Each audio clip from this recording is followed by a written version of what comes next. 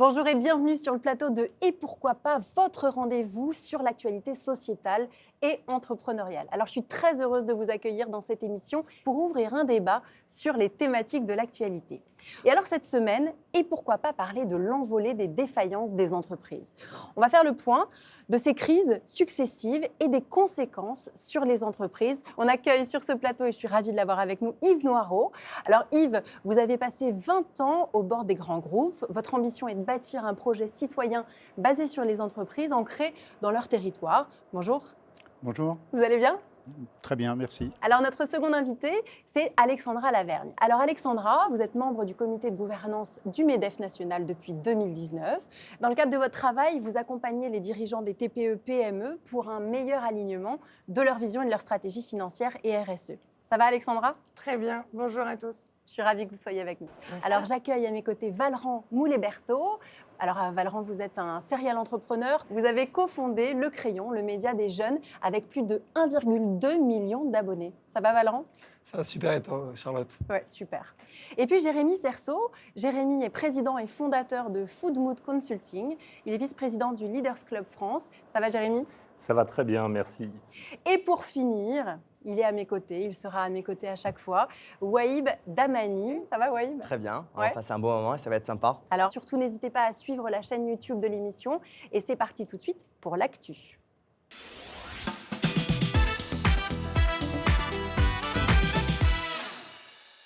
Alors, ces dernières années ont été difficiles pour les entrepreneurs et pour les entreprises avec les crises successives, mais l'État nous a fortement aidés à surmonter ces difficultés.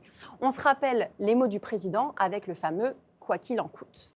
Tout sera mis en œuvre pour protéger nos salariés et pour protéger nos entreprises. Quoi qu'il en coûte, là aussi. Alors aujourd'hui, il est temps d'assumer le « quoi qu'il en coûte ». Selon le rapport de la Banque de France, les défaillances des entreprises sont en hausse de 35%. En tête figure l'hébergement, la restauration, avec une hausse de 69,7% des défaillances. Plus surprenant, la dégradation est également forte dans l'industrie. Alors Yves Noireau, justement, vous qui êtes sur le terrain, est-ce que vous avez vent de ces situations complexes ? Oui, bien entendu, mais au-delà d'en avoir vent, je le vis au quotidien. Oui, C'est-à-dire que, racontez-nous. j'accompagne des gouvernances d'entreprises, donc je les conseille, mais j'ai aussi mon laboratoire. Donc on est passé d'un plan de crise sanitaire à un plan de crise économique et bien entendu énergétique, à un plan de résilience. D'accord. Donc tous ces plans sont basés sur une problématique majeure, c'est la trésorerie. Merci beaucoup Yves. Alors Valran, vous avez rencontré énormément d'entrepreneurs. C'est quoi votre regard sur cette situation ? Je pense qu'il y a eu, avec le Covid, un énorme sujet sur la digitalisation aussi. C'est-à-dire que pour la première fois, ça devenait une obligation et pas juste une bonne idée ou un sens de la modernité. Et qu'en fait, il y a dû avoir des modèles qui se réinventent. Malheureusement, il y a des modèles qui peuvent difficilement se réinventer. Et après, les PGE, les prêts garantis par l'État qu'il y a eu pendant le Covid, ont mis sous perfusion des entreprises. En fait, ce qui se passait, c'est qu'en fait, ça crée de la dette d'entreprise sur une période d'inactivité. Donc en fait, c'était même pas pour financer un projet, c'était même pas pour financer un investissement.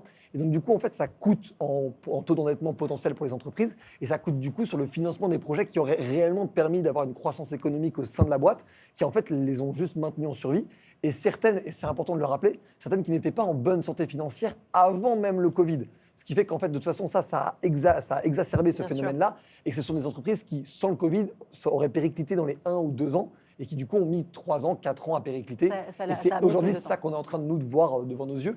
Parce que sur la restauration, de l'autre côté, il y a un boom de consommation dans la restauration, dans l'hôtellerie qui est énorme pour plein d'acteurs et plein de zones, ce qui montre bien que ce n'est pas forcément le secteur en soi, mais c'est certains acteurs mal positionnés dans ces secteurs-là. C'est ça, absolument. Merci beaucoup Valran. Et alors Alexandra, vous, le MEDEF accompagne et est toujours au plus près des entrepreneurs. Tout à fait. Et l'idée, je vais apporter une touche un peu d'optimisme au dernier chiffre. Merci Alexandra. Voilà, dans ce contexte complètement anxiogène, qui est important, c'est qu'effectivement, on a constaté une grosse hausse, mais comparé à des années où on était en très forte baisse. On peut parler aussi d'un effet, quelque part, de rattrapage qui n'est pas si catastrophique que ça. Donc, effectivement, je rejoins les discours. Je trouve que les entreprises, certes, elles ont été mises sous perfusion pendant ce temps difficile du Covid. Néanmoins, elles ont été extrêmement résilientes en se digitalisant, etc., en réadaptant leur modèle. Et aujourd'hui, on voit qu'elles persistent, elles sont là encore et elles continuent. Oui, Il y a Valorant. eu aussi un énorme changement, c'est que pendant le Covid, énormément de gens se sont mis à entreprendre, que ce soit en tant que freelance, donc auto-entrepreneur, Bien qui a sûr. quand même été la vraie grosse révolution du Covid d'un point de vue entrepreneurial. Aujourd'hui, on voit que l'entrepreneuriat commence à être le vrai choix de carrière en explosion dans ces écoles-là. Et même parfois, certains jusqu'à aller quitter leur école plus tôt parce que c'est le choix qu'ils veulent faire.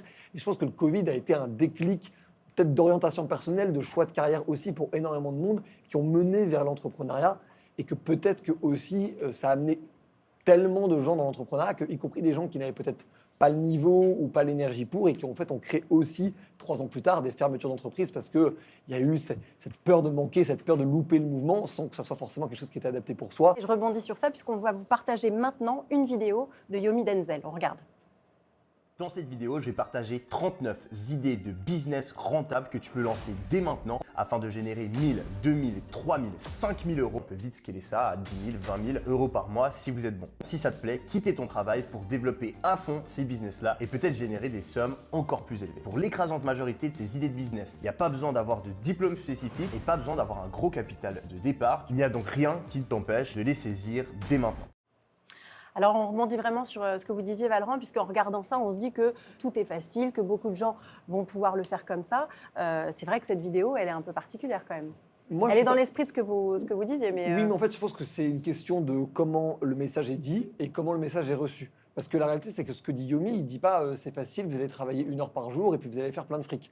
Il y a aussi beaucoup de boîtes qui se sont montées, qui se sont écroulées simplement parce qu'il n'y avait pas de place pour le marché ou pas de place pour eux sur le marché vu leur niveau par rapport à la concurrence. Parce que la réalité, c'est que si c'était si facile, tout le monde le ferait. C'est toujours la même chose. Bien sûr. En revanche, il est en train d'ouvrir la porte à beaucoup de gens qui ne connaissaient pas cette opportunité et cette manière de mener leur carrière, de mener leur vie professionnelle. Juste une chose, je voulais poser la question à Alexandra concernant la vidéo qu'on vient de voir. Oui, ça donne un engouement pour les jeunes. Aujourd'hui, les plus jeunes ont cette vision un peu out of the box, si je peux me permettre, et tant mieux s'ils tentent. Ça ne sera pas fait pour tout le monde, mais néanmoins, voilà, c'est une manière d'apprendre la vie et d'apprendre la vie de l'entrepreneur et d'avoir une vision complètement différente. Merci Alexandra. Alors Jérémy, vous vouliez ajouter quelque chose et Oui. peut-être rebondir également sur la vidéo de Yomi Denzel en fait. Est-ce Alors, que vous pensez que effectivement. c'est une bonne approche? Moi, je voulais rebondir sur 2 choses. Effectivement, la première, on parle du digital. Le digital est au cœur et devient au cœur des préoccupations aussi de la restauration et des restaurateurs.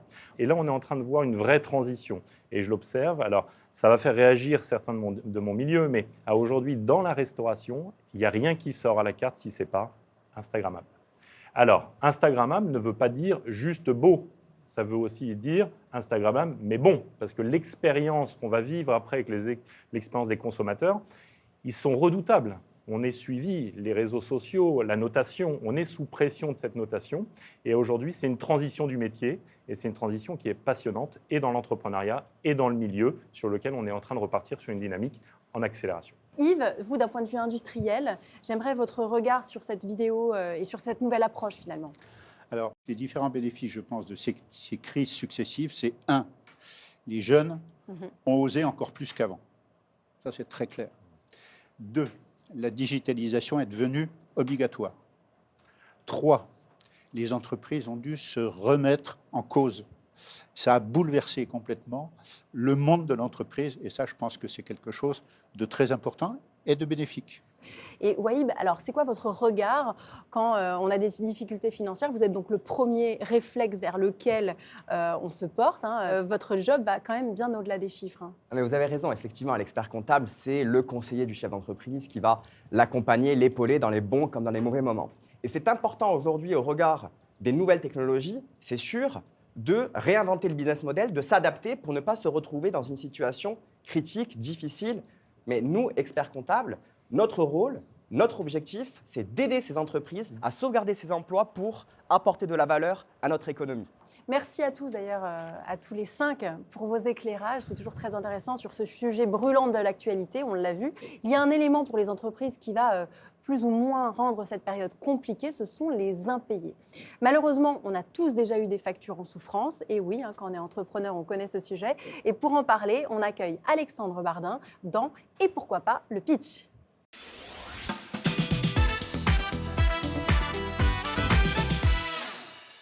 Bienvenue Alexandre Bardin, on vous a invité aujourd'hui car votre solution semble répondre directement à notre problématique. Bonjour, merci de m'avoir invité. Donc, je suis Alexandre, le fondateur de RubyPayer. RubyPayer, c'est une solution de recouvrement de créances avec une dimension communautaire qui est inédite en France et un outil de scoring qui permet d'anticiper les défaillances des entreprises. Donc, j'ai monté cette boîte il y a 5 ans, suite à un échec entrepreneurial où j'ai planté mon ancienne société et je l'ai planté à cause des impayés, puisque, comme vous le savez, une faillite sur 4 est liée aux impayés.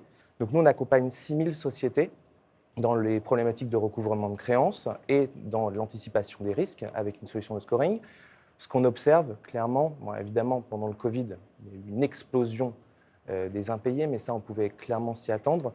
Ce qui est intéressant d'observer aujourd'hui, c'est que l'année qui est en train de s'écouler est une année moins catastrophique que ce qu'on aurait pu anticiper. Le rattrapage que tout le monde annonçait avec un tsunami des défaillances n'est pas arrivé. Il arrivera un petit peu plus tard, en milieu d'année 2024, puisque de plus en plus d'entreprises ont du mal à rembourser les PGE et font face en plus à l'inflation qui est grandissante. Alors concrètement, comment fonctionne votre plateforme ? Alors vous vous inscrivez sur RubyPayer, vous créez un compte société, et une fois que c'est fait, vous allez pouvoir nous transférer, soit manuellement, soit via une API, soit via un connecteur avec votre outil de facturation, l'ensemble de vos factures échues. Et nous, on va pouvoir vous accompagner sur 3 phases, le recouvrement amiable, le recouvrement judiciaire et le recouvrement forcé. Le recouvrement forcé, c'est ce qu'on appelle une saisie sur compte bancaire, qu'on fait après avoir obtenu un jugement qu'on a en recouvrement judiciaire. Quelle est la condition pour que vous puissiez intervenir ? Alors, il faut que la créance soit certaine, liquide et exigible. Donc, nous, on demande qu'il y ait un contrat ou un devis ou un bon de commande ou un bon de livraison qui soit signé. J'invite d'ailleurs tous les gens qui nous regardent à faire signer ces documents. C'est quand même pas compliqué aujourd'hui avec les solutions de signature électronique. Malheureusement, on a tellement de clients qui arrivent sans rien. Oui, mais il m'a dit oui par mail ou par téléphone, mais ça, le problème, c'est que ça ne fonctionne pas. Et du coup, ça met beaucoup de sociétés dans une grande difficulté. Et le problème, c'est que dans notre pays, les débiteurs ne sont pas idiots et ils savent très bien que quand ils n'ont rien signé, ils sont relativement bien protégés. Et ensuite, pour la partie scoring, nos clients viennent nous voir pour scanner leur portefeuille client et avoir une vision de qui est plus ou moins à risque dans leur portefeuille. Alors là, j'appelle mon acolyte, Waïb. Est-ce qu'on ne peut pas savoir en amont qui sont les bons ou les mauvais payeurs ? Pour éviter de se retrouver dans une situation délicate, il est important de faire des recherches basiques. Est-ce que l'entreprise existe réellement ? Du coup, prendre des précautions. Il n'y a pas un annuaire qui existe ? Justement, c'est là qu'on intervient aussi. Donc au début, on s'était lancé, comme je vous le décrivais, avec une solution de recouvrement et une solution de scoring. Au fur et à mesure du temps, on a accumulé de la data sur plus de 100 000 entreprises qui ont eu des dossiers ouverts chez nous. Et donc on a décidé de surfer sur la vague de l'open data, sur laquelle a surfé Papers par exemple. On a créé notre propre annuaire qui du coup comporte 20 millions de fiches sociétés, plus de 700 millions de données. Et la différence avec les outils que vous citez, c'est qu'en plus des données légales et publiques, on va rajouter les expériences de paiement des entreprises.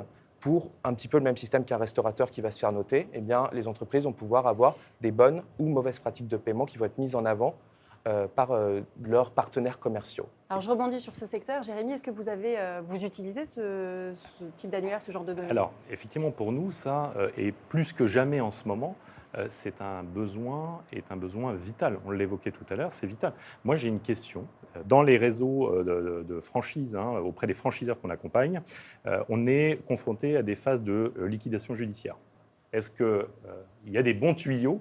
Parce que ça, typiquement, ça va aider bon nombre des porteurs de projets et des entreprises qu'on accompagne. Alors, malheureusement, ce qui est important quand il y a une procédure collective, que ce soit redressement, sauvegarde ou liquidation judiciaire, c'est de le savoir. Et la plupart du temps, les gens ne le savent même pas et découvrent a posteriori que leur client ou leur fournisseur a été placé en liquidation judiciaire. Donc nous, par exemple, on propose, mais il n'y a pas que nous, plein d'outils le proposent, de faire un système d'alerte qui permet, dès la parution BODAC, d'être averti immédiatement que votre client a été placé sous liquidation judiciaire. Une fois que vous avez cette info, vous avez un délai légal qui est malheureusement très court et qui va vous inviter à faire une déclaration de créance. Pareil, on prend en charge cette procédure, on vous permet de le faire. On ne va pas se voiler la face. Aujourd'hui, dans toutes les déclarations de créance qu'on fait, il y a malheureusement très peu d'issues où on récupère de l'argent, puisque ni vous, ni moi, ni aucune de ces personnes à table ici n'est prioritaire. C'est l'État qui récupère les créances dans ce qui reste de trésorerie. Mais en tout cas, juste pour faire une petite parenthèse par rapport à ça, la liquidation judiciaire, généralement, de toutes les manières, la boîte allait à la banqueroute, ça c'est sûr et certain. Ce qui est plus problématique, c'est le redressement et la sauvegarde. Puisque dans le redressement et la sauvegarde, en fait, l'entreprise se met sous protection du tribunal de commerce Et il y a quelque chose qui paraît extrêmement injuste à nos clients, que moi personnellement je partage totalement, c'est que la société va avoir le droit de geler l'ensemble de ses créances pour se préserver, mais par contre ses propres clients qui ne sont pas payés, ou ses fournisseurs pardon, qui ne sont pas payés, eux vont se retrouver dans une grande difficulté, parce que pour certains c'est des factures qui peuvent représenter X% du chiffre d'affaires. On parlait tout à l'heure des freelances et du développement. Une facture peut représenter quasiment 50% du chiffre d'affaires annuel. Si vous n'êtes pas payé de cette facture, c'est la catastrophe. Donc, je pense qu'il y a quelque chose à revoir au niveau des procédures collectives et de l'attribution de ces procédures. Le portefeuille de créances devrait être examiné avant de mettre sous protection une société auprès du tribunal de commerce. Oui, vous qui êtes en lien tout le temps avec les entrepreneurs, etc., c'est une vraie souffrance pour eux de ne pas recevoir de paiement en temps et en heure. Comment est-ce qu'ils le vivent et comment est-ce que vous les accompagnez au mieux? Comment on les accompagne? Il y a plusieurs méthodes. C'est-à-dire que dès que l'entreprise est en difficulté, on va essayer de les aider à revoir leur business model. Peut-être aussi bâtir un nouveau prévisionnel pour savoir si la difficulté résulte uniquement du retard de paiement ou si c'est le business model qui est bancal. Et il faut ajuster un business model. Il ne faut pas avoir honte de revenir sur la stratégie initiale. Et juste pour rebondir une seconde, il y a aussi l'option il faut discuter aussi, parce que je crois qu'aujourd'hui, quand on se rend compte qu'il est trop tard, il est trop tard. Ça veut dire que tout ça, il y a un travail préliminaire, il y a un travail d'accompagnement. Justement, on a des warnings aussi pour avoir ces problématiques de paiement. Et aujourd'hui, moi, j'engage tout le monde à bien discuter avec les uns et les autres, voire même à prévoir des plans d'étalement. C'est aussi une facilité qui peut être mise en place plutôt que rien avoir du tout. Merci beaucoup, Jérémy. Alors, juste une question, combien ça coûte? Alors nous, on facture 10% du montant recouvré, au succès uniquement. Donc vous ne perdez rien à nous confier la créance. Et quand on réfléchit un petit peu au coût de l'impayé, 10% c'est très raisonnable au succès pour recouvrer ses créances. Merci beaucoup, Alexandre, pour toutes ces précisions. Super pitch qui nous a tous intéressés, Merci. on l'a vu ici, beaucoup de débats. N'hésitez pas chez vous à présenter votre entreprise en commentaire pour que nous puissions vous inviter, comme Alexandre, à venir dans les prochaines émissions. On sera ravis de vous recevoir et d'échanger sur votre pitch. Poursuivons notre émission et plongeons-nous dans le monde de l'intelligence artificielle. Nous retrouvons chaque semaine notre reporter Ayoub Faouzi qui va à la rencontre d'artisans, d'entrepreneurs pour les aider à implémenter l'IA, l'intelligence artificielle, dans leur quotidien. C'est l'heure de l'IA chez vous.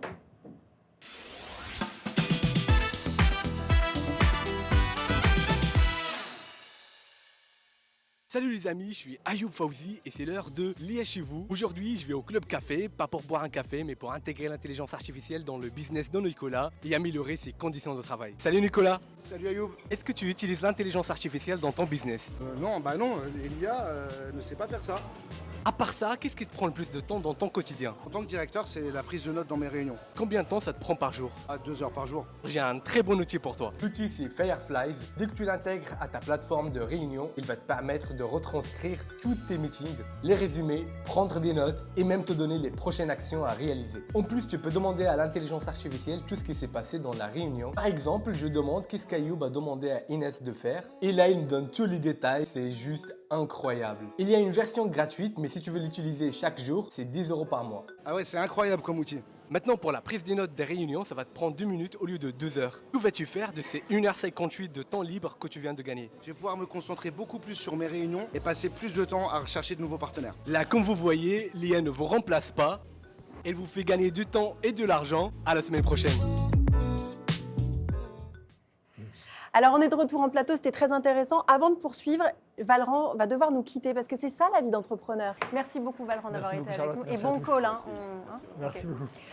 Alors, maintenant, on va passer à mon acolyte, juste à côté de moi. Waïb est là et c'est son moment. On passe à sa rubrique « L'expert nous éclaire ».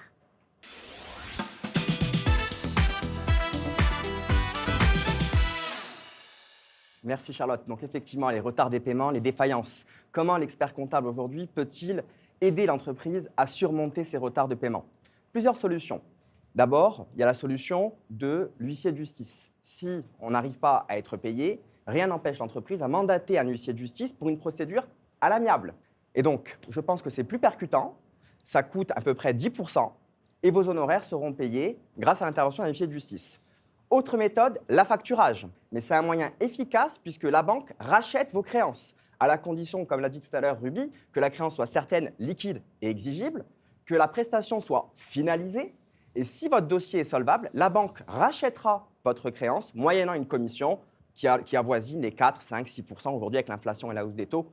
Difficile de donner un taux fixe. Si ces deux procédures ne sont pas suffisantes, il y a des procédures judiciaires, des procédures collectives, pardon, avec la sauvegarde, si vous n'êtes pas en cessation de paiement, ou le redressement judiciaire, si vous êtes en cessation de paiement. Parlons du redressement judiciaire. L'expert comptable va déposer avec vous un dossier auprès du tribunal de commerce. Le juge va vous interroger, va interroger l'entreprise. Le chef d'entreprise va devoir apporter des arguments pour justifier que la société est saine.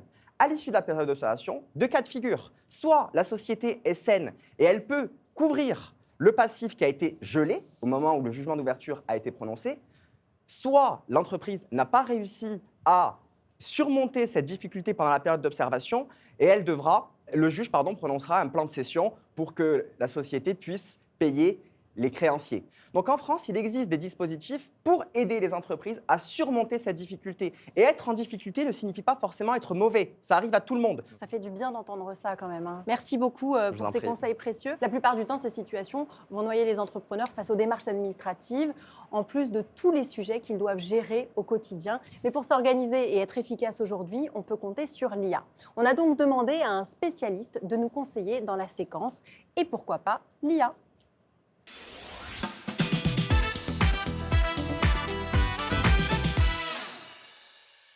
Bonjour Major, alors quels outils magiques vous nous avez trouvés pour nous aider ?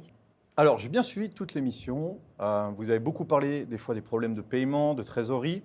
Pour pallier à ça, je vais pouvoir vous faire obtenir des nouveaux clients. Alors on a déjà tous passé des heures à chercher les coordonnées d'un prospect, ses différentes informations sur son entreprise et également ça prend du temps, on est tous conscients de ça. Eh bien, aujourd'hui, j'ai un outil qui fonctionne sur un modèle d'intelligence artificielle et qui s'appelle Seamless AI. Il va vous fournir toutes les coordonnées vérifiées de votre prospect, c'est-à-dire le téléphone, l'email, l'adresse, toutes les informations pour l'atteindre. Et c'est également un moteur de recherche en temps réel pour les professionnels. Et il possède également une extension Chrome qui va vous permettre de le connecter à HubSpot, Salesforce, bref, tout l'attirail que vous retrouvez sur Google Chrome. Une fois que vous avez les coordonnées du client, qu'est-ce qu'il faut faire ? En général, il faut lui écrire un mail. Eh bien, c'est là qu'il va taper encore plus fort parce qu'il va vous permettre de créer des emails hyper personnalisés. Et si vous voulez l'essayer, du coup, ils offrent 50 crédits gratuits et vous n'avez pas besoin de carte bleue. Est-ce que ça vous intéresserait sur le plateau, par exemple, Yves ? Est-ce que ce genre d'outils pourrait vous intéresser ? Tous les outils qui peuvent nous permettre de conquérir de nouveaux prospects et donc de nouveaux clients, on est tout à fait ouvert. Alexandra ? Tout à fait. Je dirais que ça serait très utile, notamment pour un des conseils que je peux donner, c'est de bien être vigilant en permanence sur la qualité de son portefeuille client. C'est bien d'aller chasser, c'est aussi bien d'élever les deux, voilà, en fonction des deux catégories. Et ce genre d'outil permet de chasser plus vite. Et ça permet de gagner un temps considérable, parce que le but, c'est de mettre la technologie à votre service et pas l'inverse.